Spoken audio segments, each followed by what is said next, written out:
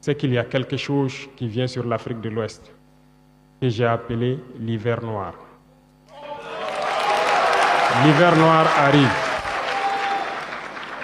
Il sera un hiver très froid, un hiver sanglant, un hiver meurtrier. Vous allez me poser des questions, pourquoi? Eh bien, en fondant la Confédération de l'AES, nous avons senti ce froid venir.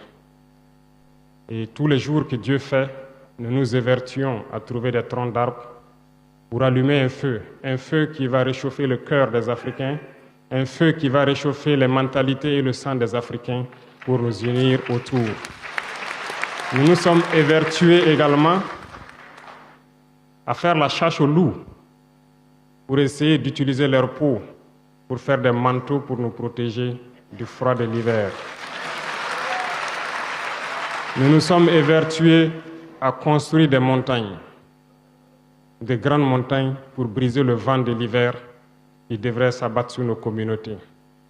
Malheureusement, force est de constater que certains Noirs sont là tous les jours à arroser nos troncs d'arbres d'eau fraîche pour qu'ils ne puissent pas brûler.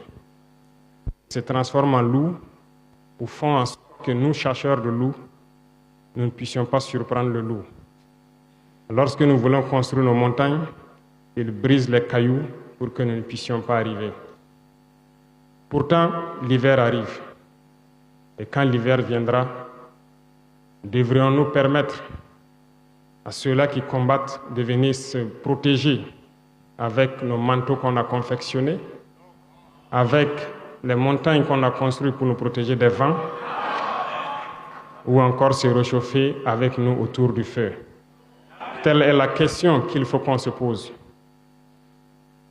Qu'adviendra-t-il donc du panafricanisme quand l'hiver viendra?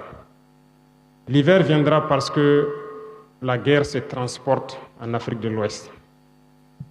Les impérialistes font tout pour mettre l'Afrique de l'Ouest à feu et à sang.